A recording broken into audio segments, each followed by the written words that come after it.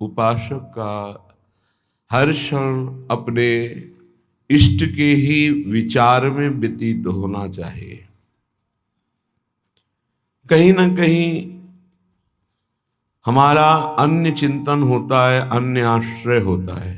कभी कभी उपासक फंस जाता है, सामने वाले को प्रसन्न करने की चेष्टा में कभी कभी उपासना में बाधा खड़ी हो जाती है। ये कैसे संतुष्ट होगा? ये बहुत बड़ी कमी है। इसी को कहा गया है दया बिना साधु कसाई, और दया करी तो आफत आई। सामने वाले को परमार्थ का उपदेश करके दूर हट जाना चाहिए। वो पकड़े परमार्थ को तब तो उसको निकाला जा सकता है, और यदि कहीं कि इसको संतुष्ट करके निकाला जाए तो वो कभी संतुष्ट नहीं हो सकता। ऐसी नीच वृत्ति होती। जितना आप उसको निकालने की चेष्टा करेंगे उतना ही वो आपको दलदल में धंसाता जाएगा। ये प्रकृति का सिद्धांत है, इसलिए उपासक को निरपेक्ष रहना चाहिए, किसी की अपेक्षा नहीं रखनी चाहिए। ये अनुभूत बात कह रहे हैं। जो संतों से अनुभूत है वही हृदय में अनुभव में आता है।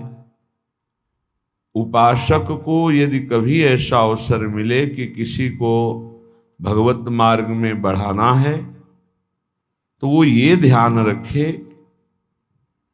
कि हमें अपने को बचा करके इसको निकालना है। कहीं उसके मन की संतुष्टता के द्वारा हम परमार्थ निरूपण करेंगे तो वो कभी नहीं निकल पाएगा, क्योंकि उसका मन ये समझ जाएगा कि हमारे अनुकूलता को लेकर ये विचारवान है, हमारी अनुकूलता के लिए, बस वो आपको रौंद देगा।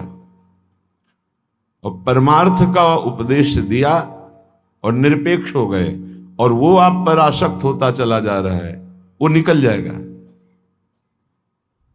त्रुटि यही हो जाती है उपासक से कि इसको कैसे संतुष्ट करूं, वहीं उसका पतन हो जाता है। पतन अपने आराध्य देव का चिंतन छोड़कर मांस के लोथड़े शरीरों का चिंतन होने लगता है। ये कैसे राजी रहे, वो कैसे राजी रहे, परिवार कैसे राजी रहे, भगत कैसे राजी रहे। निकले थे हरि को राजी करने के लिए और हो गया प्रपंच को राजी करना। ये बहुत सूक्ष्म बात है। ये शास्त्र सम्मत और हृदय सम्मत बात है, दोनों की अनुभूति। यदि भगवत मार्ग में आगे बढ़ना है तो किसी को संतुष्ट करने का भाव खत्म कर दे। शास्त्र सम्मत उपदेश है, पकड़ना है पकड़ो, नहीं पकड़ना है तो डूबो। तभी आप परमानंद का अनुभव कर सकते हैं, नहीं तो आपको फंसा लिया जाएगा। ये सूत्र उड़िया बाबा का है, दया बिना साधु कसाई और दया करी तो आफत आई। बीच में समझो, दया नहीं तो साधु कैसा, और दया की तो फंस गए। तो कौन सी दया आपका परम कल्याण में सहयोग कर सकती है? जो याद को ना नष्ट कर पावे। दया का उल्टा है याद। जो भगवत स्मृति में बाधा पहुंचा दे, ऐसी दया में आग लगे। भगवत स्मृति युक्त प्रियता प्रभु के चरणों में और दया जड़ चैतन्य में, तब तो निकल जाओगे। और अगर भगवत स्मृति को दया ने तोड़ दिया और उसकी स्मृति चल रही तो दुर्गति पक्की है। हिरण में इतनी स्मृति आ गई कि हरि स्मृति गई तो अगला जन्म ऐसे महापुरुष का पशु रूप में हो गया, मृग रूप में। तो बहुत सावधानी का ये परमार्थ मार्ग है। कभी कभी दया में चूक हो जाती है। ये दया बहुत बड़ी दैवी संपदा है, कोई साधारण नहीं है। महापुरुष अपने कल्याण की बात ना देखते हुए सामने वाले का कैसे मंगल हो, इस बात पर विचार युक्त रहते हैं। पर साधक को बहुत सावधान रहना चाहिए, इस दया रूपी सद्गुण से बचना चाहिए। ध्यान से इसको पकड़ लीजिए। दया रूपी सद्गुण से बचना चाहिए जब तक भगवत प्राप्ति ना हो जाए। दूर से दया का भाव, दूर से हृदय में कहीं इसका भाव प्रवेश हो गया कि इस पर दया करनी है, हम बड़े दयालु हैं, तो फंसा फंसाया है। भजन करने से हृदय बड़ा द्रवित हो जाता है। द्रवित हृदय में करुणा और दया की लहरें उठती रहती हैं। उसको लगता है क्या दे दूं, क्या कर दूं, कैसे ये भगवान में लग जाए। अच्छी बात है, पर व्यवहार में ये तुम्हारी बात कोई जान गया कि तुम इतने दयालु हो तो दुरुपयोग कर देगा। तुम्हारी इस दया का दुरुपयोग हो जाएगा। बहुत अच्छे से इसको समझ के बोल रहे हैं। इसलिए चाहे गृहस्थ हो चाहे विरक्त हो, यदि भगवत प्राप्ति करनी है तो दया रूपी सद्गुण को हृदय में दबा दो। बाहर से निरपेक्ष और उदासीन रहो। जब कभी भगवान ऐसी सामर्थ्य दे तो निरपेक्ष होकर के उससे कोई आसक्ति न रखते हुए उपदेश कर दिया और दूरी बनाए। नजदीकी बनाया तो फंसे, ये ऐसे है प्रपंची। नजदीकी बनाया तो फंसे, और फंसे तो तुम्हारी निंदा ये करेंगे, तुम्हारे ही विपरीत चलेंगे। बहुत सावधान। जैसे डूबने वाले को बचाने वाला जाए और चतुर तैराक ना हो, चतुर इसलिए कि अपने को बचा ले, तैराक इसलिए कि उसको भी निकाल ले, तो डूबने वाला पहला काम करता है बचाने वाले को डुबोता है और ऊपर उठ के सांस लेना चाहता है। बस ऐसे ही बहुत समुद्र में, प्रपंच में कामी क्रोधी लोभी ऐसे जो जन डूबे हुए हैं, साधु का कर्तव्य है उनको निकालना, पर परम प्रवीणता पूर्वक अपने को बचाते हुए, नहीं तो पक्का डूब जाएगा।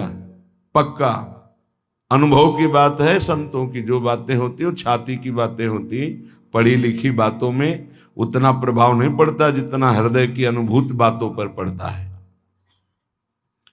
फिर अनुभव होगा कि बड़ा इष्ट कठोर है, वो हमारी रक्षा नहीं की, हमको बचाया नहीं, हम संकट में फंस गए। तो इष्ट शास्त्रों में संतों के रूप में, गुरुदेव के रूप में उपदेश करते हैं। निरपेक्षम मुनिम शांतम निर्वैरम समदर्शनम। कहां यहां ऐसा लिखा है कि तुम ऐसी दया करो कि उसी का चिंतन करने लगो, उसी के गले लग जाओ, उसी को अपना मान लो? कहां लिखा है? निरपेक्षम, किसी की अपेक्षा नहीं। हम उपदेश कर रहे हैं, उसको पकड़ो तो आओ, जैसे हम चाहें वैसे चलो तो आओ, नहीं तो जाओ। भगवान का ही सब बनाया हुआ खेल है, भोगो खेलो, नरक जाओ स्वर्ग जाओ, तुम्हारी रुचि।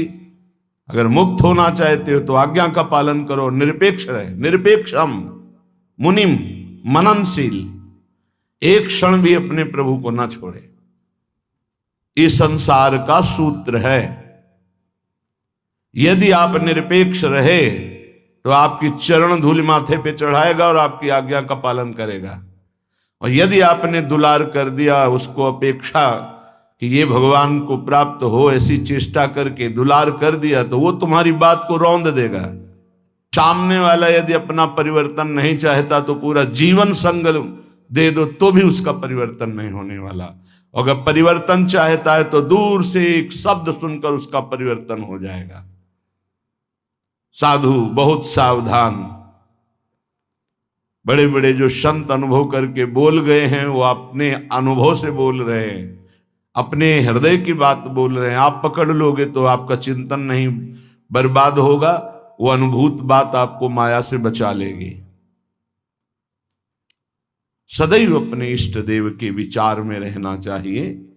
भूल ये हो जाती है कि हम उसे प्रभु न मानकर उसका कल्याण करने का ठेका ले लेते हैं, हम इसका उद्धार कर सकते हैं। भूल हो गई। हमारे प्रभु आए शिष्य का रोल करते हुए, स्वांग करते हुए, तो स्वांग मात्र करना गुरु का असली बात नहीं है। गुरु शिष्य एक ही परमात्मा तत्व विराजमान है, असली बात है। ये भूल हो जाती है।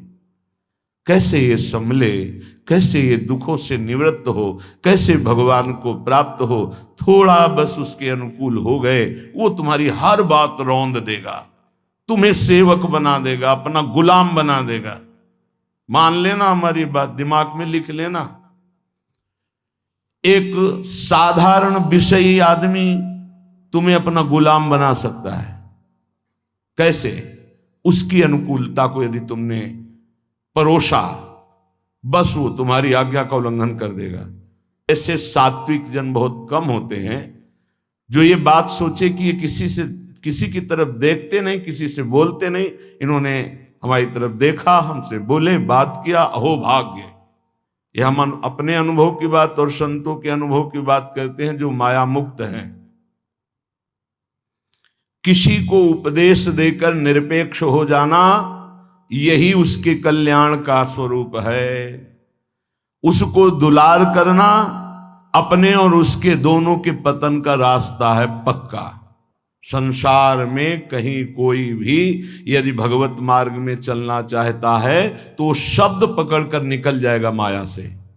और अगर गुरुजनों के, महापुरुषों के वचनों को नहीं माना तो हम लौट जाएं उसके चरणों में, हमारे ऊपर से खेले, तो भी वो कल्याण को प्राप्त नहीं हो सकता, क्योंकि वो वचन का पालन नहीं कर रहा। गुरुजनों का उदास रहना हमारे लिए अत्यंत आवश्यक है, क्योंकि जब वो उदासीन होकर तिरछी चितवन से देखते हैं तो हृदय थर्रा जाता है और धर्म पूर्वक चलता है। और जब गुरुदेव मुस्कुरा देते हैं तो उसका उल्टा फल होता है, हमें गर्व हो जाता है और हम उनकी आज्ञा का उल्लंघन कर देते हैं। ये संसार सद्गुरु स्वरूप है, ये पूरे जीवन शिक्षा देता रहता है। इसलिए हम बैरागी, भगवत मार्ग के अनुरागी या गृहस्थ में जो वैष्णवजन हैं, उनको ये जो दूसरों को उपदेश देना, दूसरों के कल्याण का ठेकेदार बन जाना, ये बहुत ही घातक खेल है। प्रवचन करना, उपदेश करना, दूसरों के मन को संतुष्ट करना, ये बहुत ही घातक खेल है भगवत प्राप्ति में।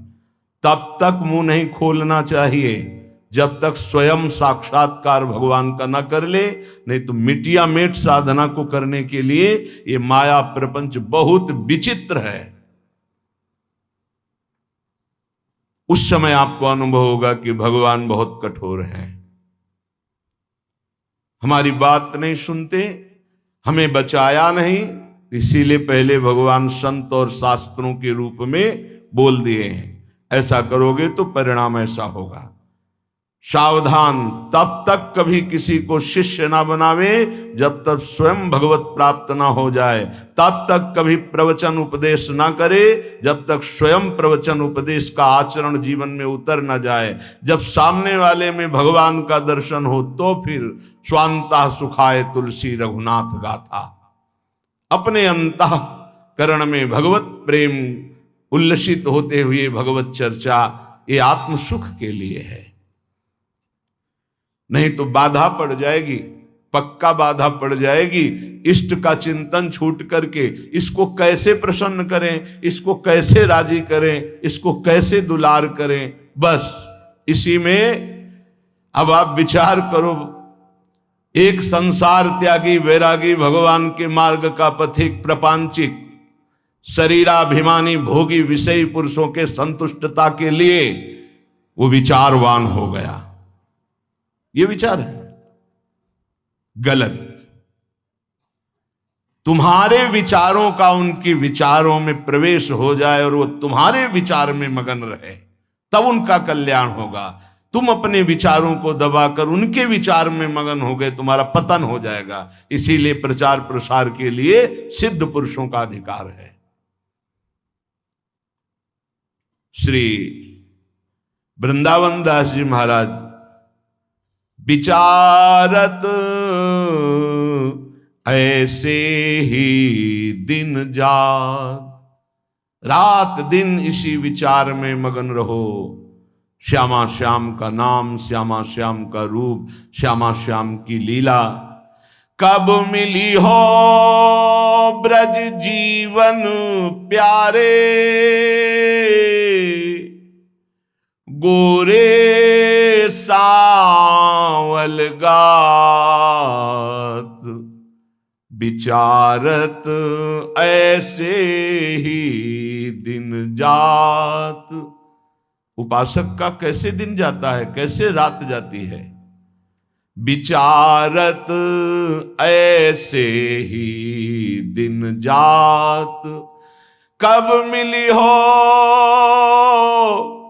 ब्रज जीवन प्यारे, कब मिली हो,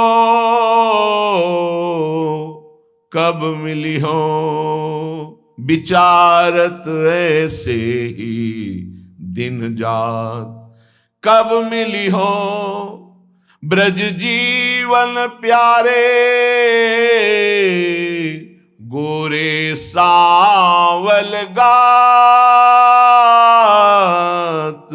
विचारत ऐसे ही दिन जात। कब मिलोगे? इतने दिन हो गए अभी तक साक्षात्कार नहीं हुआ। आज का दिन गया, आज की रात गई, फिर दिन आया, प्रभु कब मिलोगे, कब मिलोगे? ये व्याकुलता, यहां दूसरे के चिंतन की कोई गुंजाइश नहीं है। दया से चिंतन में फिसला साधक।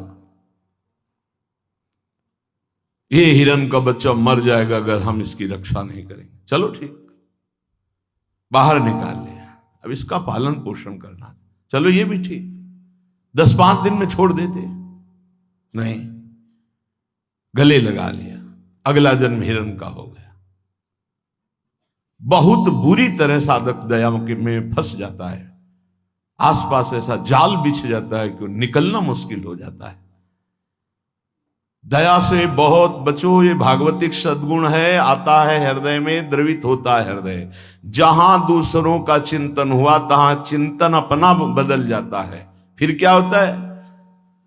कहीं बे में नियरे से लागत, सपन्यों नहीं दर्शात, अब कछु निठुर भय या जुग में, ताते मन पछतात, विचारत ऐसे ही दिन जात। वो बातें तो प्रभु की करता है, लेकिन ऐसा अनुभव में नहीं है, बहुत दूर प्रभु होते हैं। कहीं बे में नियरे से लागत, सपन्यों नहीं दर्शात। स्वप्न में भी प्रभु नहीं आते। क्यों? गजब की बात है, साधक जीवन भर चिंतन को संभालता रहता है।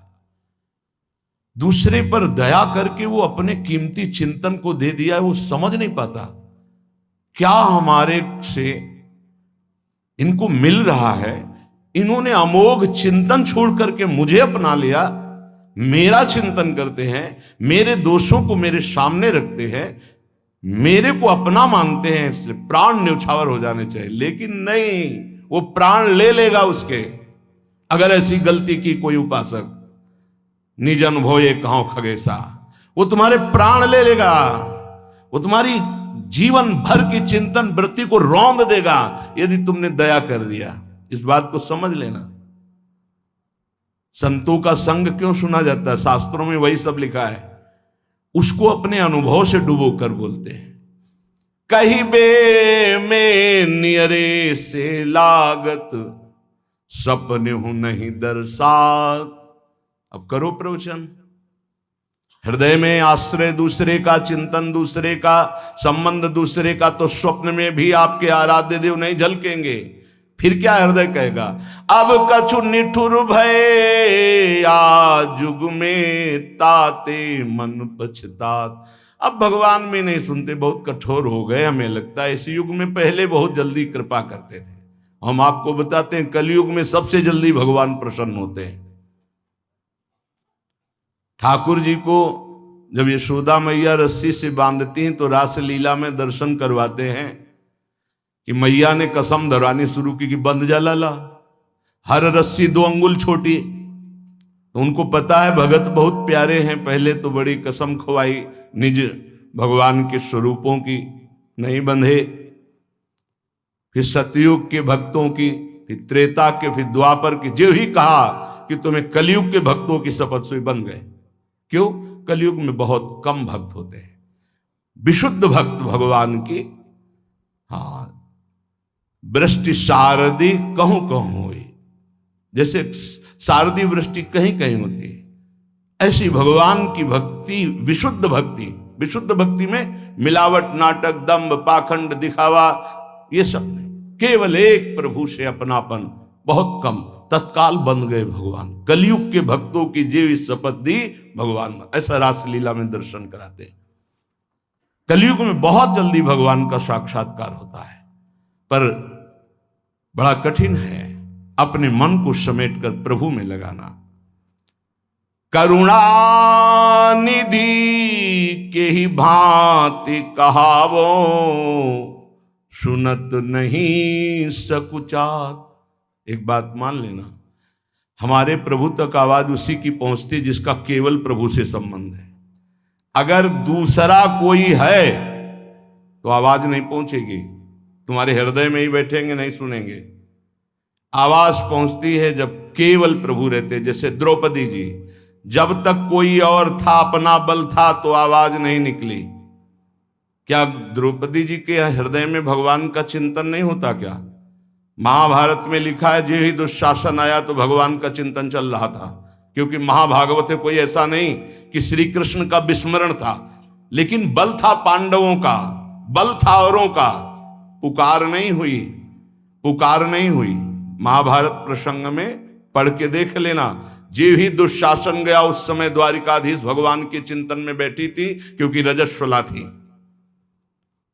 बल था कि ये सभा में ले जाएगा। 5 पति हैं, भीष्मादि महापुरुष, आश्रय अन्य होने के कारण वो केवल अंदर चिंतन चल रहा था, पुकार नहीं हुई थी। बहुत सावधानी से समझने का विषय। जब सब बल छूट गया तब उन्हीं का जो हृदय में चिंतन हो रहा था, जो ही पुकार हुआ तो चमत्कार हो गया, वस्त्रावतार भगवान का हो गया। इसलिए करुणानिधि हैं, पर वो सुनेंगे नहीं जब तक आपका कोई और है। ये बहुत जल्दी फोन नंबर लग जाता है हमारे ठाकुर जी से। नंबर है एक, बस एक। मेरे तो गिरधर गोपाल, दूसरों न कोई। बात कर लो, सब डिलीट करो। सबकी ममता ताग बटोरी, मम पद मन ही बांध बर डोरी। कनेक्शन, जय जय, तुरंत उत्तर मिलेगा। हाँ बोलो। आपने कनेक्शन ही नहीं फैला। कनेक्शन तो जननी जनक बंधु सुत दारा, तन धन धाम सुरद परिवारा। तो इनसे बात करो, हरि से कैसे होगी? हरि से बात करने के लिए एक ठसक हमारे माई श्यामाजू को राज, एकमात्र प्रियाजू से अपनापन। तो अभी बात कर लो। लेकिन धिक्कार है हमारे मन को, हमारी इंद्रियों को, हमारी बुद्धि को बड़े परमार्थ के बहाने से चुराती माया। माया कोई विपक्ष बन के थोड़ी आती है। नहीं तो साधक विपक्ष को पहचान के फौरन अपने को बचा ले, वो भी चतुर खिलाड़ी है। पक्ष बन के आती है, हम इसका कल्याण कर देंगे, ये हमारी सेवा में है, ये इसका मंगल होना चाहिए। मार देगी। विपक्ष सेवा के बहाने से घुसता है और फिर मार देता है। ये बात ध्यान रखना, पकड़ लो हमारी बात को। एक परमहंस जी हमें मिले, वो आर्मी में मेजर थे, बाद में संत बने। बहुत ही अष्टपुष्ट शरीर, हमसे 1 बीता लंबे, और भारी त्रिशूल हाथ में रखते थे। गौ रक्षक, हजारों गौओं को ट्रकों से छुड़ाया था। तो विपक्ष मूड़ मुड़ा के, सफेद अचला सफेद ऊपर, साष्टांग दंडवत उनके आश्रम में। महाराज हमारी गौ भक्ति बहुत जोर की। वो कसाई था, आपका शिष्यत्व स्वीकार करने आए। जो आपका नाम सुना, आपकी गौ भक्ति, तो उनका भैया बड़े भाग्य हैं आपके, बस हमें केवल गौ सेवा करनी है। आप अपनी गौ सेवा में रख लो। हजारों लाखों गौएं थी और इतनी नम्रता 1 साल में की सेवा में आ गया, शरीर सेवा में। हर बार साष्टांग दंडवत, हर बार जे भी, बस उसने ये स्वांग ही रचा था। जे भी शरीर सेवा में आया 2-3 दिन के अंदर वो रात्रि में दूध लेते थे 2 लीटर गाय का, उसी में जहर। जे ही पिया दूध से तुरंत अंदर, वो बड़े भागवतिक थे, तुरंत अंदर आया, तुम्हें जहर दे दिया गया। बुलाया, कहां है वो? गायब, है ही नहीं। 5 लीटर गौमूत्र पिया, हमसे एक बीता लंबे से। बस उनको यही समझ में गाय बचा सकती है। 5 लीटर जी ही गौमूत्र पिया, 5 मिनट में ही इतनी उल्टियां हुई कि सब बाहर। थोड़ी देर के लिए मूर्छित रहे, कोई डॉक्टर की जरूरत नहीं पड़ी और ठीक हो गए। एक तो भागवतिक दिव्य श्रद्धा उनकी, दूसरी गौमूत्र ने उनको बहुत सी उल्टियां करा दी। 5 लीटर, ढक्कन 2 ढक्कन की बात, इतनी गर्मी, 5 लीटर मतलब बार बार उल्टियां, तो सब बाहर निकल गया। और सामर्थ्यशाली भगवत चिंतन परायण गया न सेवा के मिस से। विपक्ष कभी विपक्ष बनकर नहीं आता, मित्र बनकर आता है। ऐसे ही साधक पक्का समझ ले, माया विपक्ष, वो मित्र बन करके आएगी, वो आपकी सेवा में से आएगी, हाथ जोड़ के आएगी और रौंद कर पैरों से चली जाएगी। कागज में लिख लो, दिमाग में लिख लो। कैसे जानोगे माया विपक्ष आ गई हमारी सेवा में? जिसके संग से प्रभु का चिंतन छूटे और उसका चिंतन बनने लगे, चाहे जिस भाव से हो, चाहे दया से हो, प्यार से हो, दुलार से हो, किसी बात से हो, बस समझ लेना ये विपक्ष है, अपना पक्ष नहीं।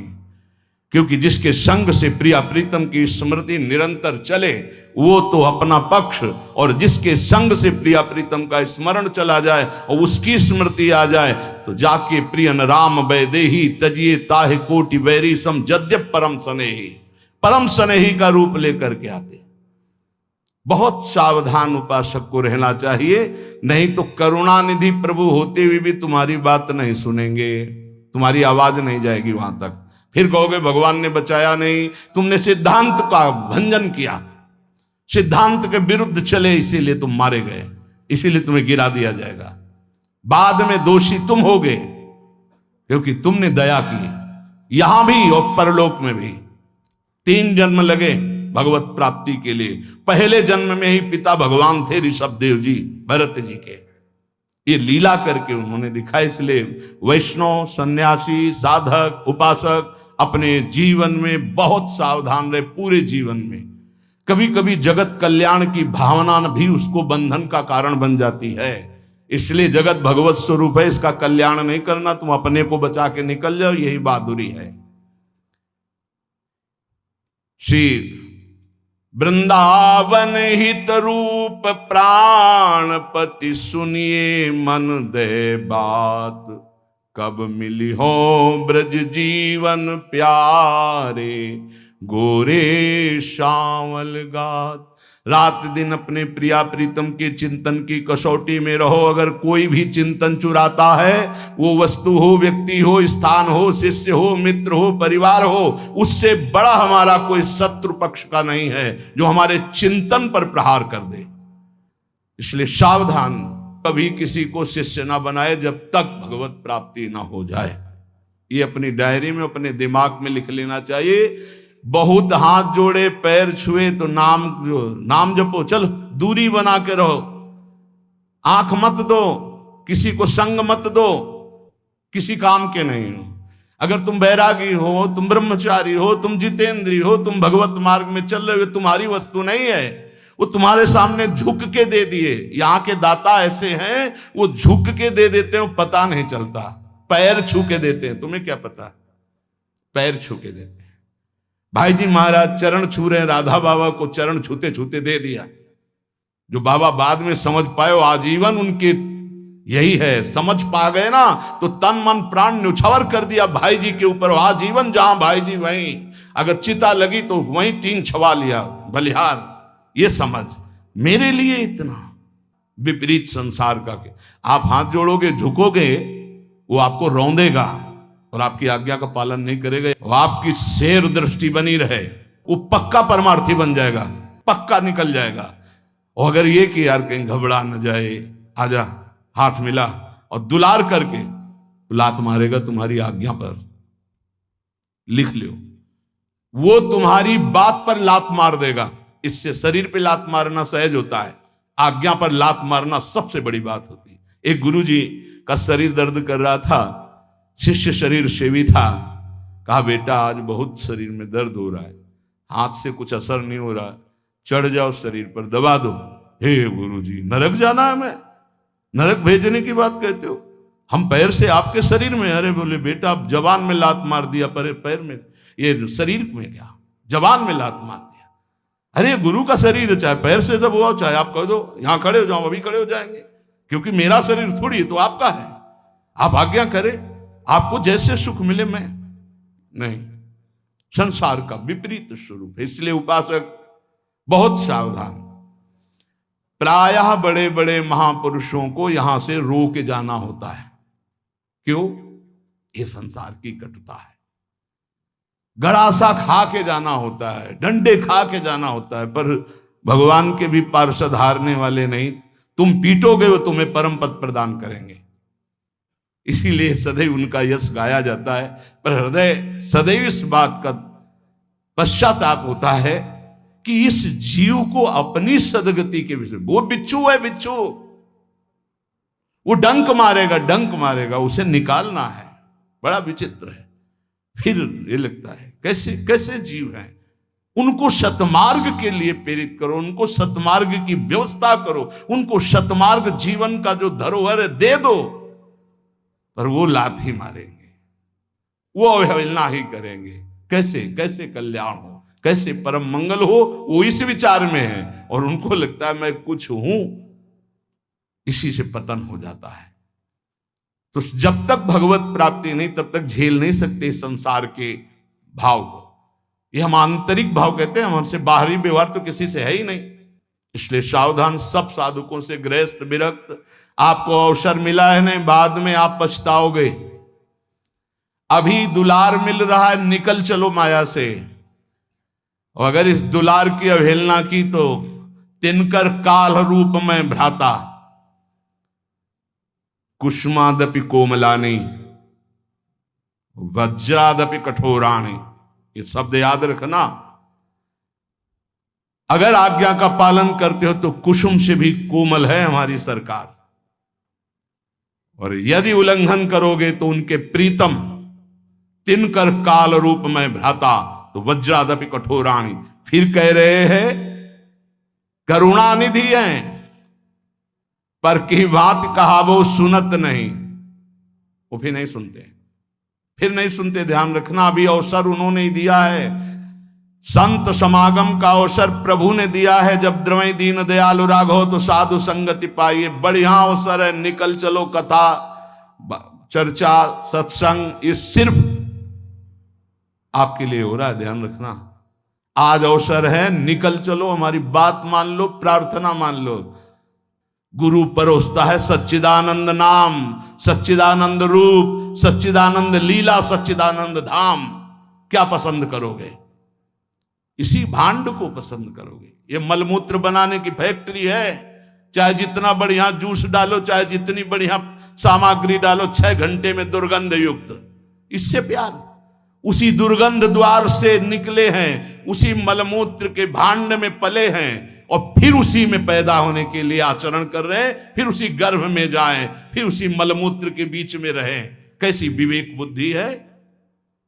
अगर निकाल करके नाम रूप लीला धाम में तो तुमको ये पसंद नहीं आ रहा, वही पसंद आ रहा है, वही मलमूत्र के शरीर में आ सकती।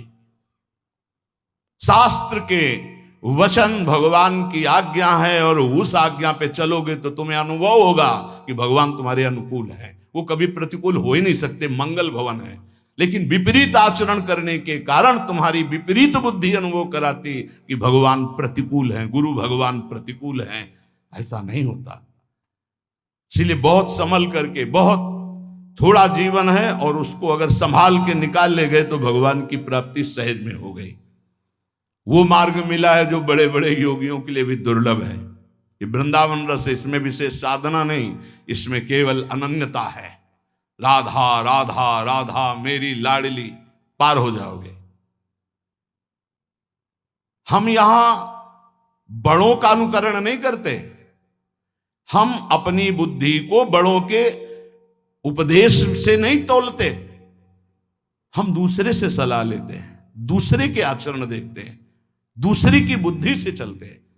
बड़े कौन हैं? गीता जी, भागवत जी और महाभागवत, जो गीता भागवत को अपने जीवन में धारण किए, उनकी बात नहीं। हम देखते हैं उन नीच पुरुषों की बात जो नीचता के आचरण करते हुए भ्रष्ट होते हुए जा रहे हैं, उनकी बात देखते हैं, उनकी बात सुनते हैं, उन्हीं के आचरण करते हैं। ये बातें पकड़ लोगे कभी फंसोगे नहीं। हम कभी एकांत में नहीं समझाते, अगर डांटना है तो सभा में ही डांटते हैं। बात हमारी पकड़ लेना। अगर हमसे जुड़े हो, चाहे गृहस्थ हो चाहे विरक्त हो, तब तक किसी को घास मत डालना जब तक प्रिया प्रीतम ना दिखाई दे दे। हम यहां माइक से तुम्हें कह रहे हैं, जब तक गोरे सांवले गात का साक्षात्कार ना हो जाए, अगर ना हो जाए तो जीवन में किसी को शिष्य मत बनाना। नियम लिया था कि कभी नहीं बनाएंगे, पर गुरु आज्ञा करी ऐसी। गुरुदेव की आज्ञा के आगे चाहे सैकड़ों नरक मिले, उससे कोई फर्क नहीं पड़ता। गुरुदेव की आज्ञा में हमारा जीवन चाहे जिस कोटि का हो जाए, इसका कोई फर्क नहीं पड़ता। पर हम तुम्हें आज्ञा दे रहे हैं, जब तक सांवले सरकार और गोरे चरणारविंद का साक्षात्कार ना हो जाए, ममता ना हो जाए, कभी किसी को शिष्य ना बनाना। नहीं तो उनका उद्धार होगा कि नहीं पता नहीं, लेकिन तुम्हारा नहीं होगा। ऐसा फिसलन का ये मार्ग है। उपदेश देना, शिष्य बनाना, प्रचार करना, मतलब मिट्टी में मिल जाना। और भगवत साक्षात्कार है तो फिर भुने हुए चने में चाहे जितनी खाद पानी लगा दो, कभी अंकुरण नहीं होता। ये शिक्षा पकड़ लो, ये मिलती नहीं है। उदर पूर्ति के लिए भिक्षान आधा पेट, संयम नियम पूर्वक जीवन, कम सोना, निरंतर भजन करना, भगवत साक्षात्कार जल्दी हो जाना। विश्वास कर लो। वैसे भी शास्त्रीय सिद्धांत 12 वर्ष साधना में भगवत साक्षात्कार हो जाता है। कोई भी चिंतन 12 वर्ष लगातार हो तो सिद्ध हो जाता है। ये सब माया सिद्ध है। 12 जन्म से उसी का चिंतन हो रहा है। भगवान का चिंतन 12 वर्ष कर लो तो सिद्ध हो जाओगे। ये शास्त्रीय पद्धति है, ये संतों की जय घोष है। 12 वर्ष में सिद्ध हो जाता है। भैया 50 वर्ष व्यतीत हो जाते हैं, छोटे मोटे पर निंदा, पर दोष दर्शन, पर निंदा श्रवण, ये नहीं छूट पाते। भगवत साक्षात्कार तो बहुत बड़ी बात है। बहुत ऊंची उपासना में प्रवेश हो चुका है। ये सर्वोपम उपासना है, जहां प्रिया प्रीतम के चरणारविंद के आश्रय मात्र से महाप्रेम रस का अनुभव होता है।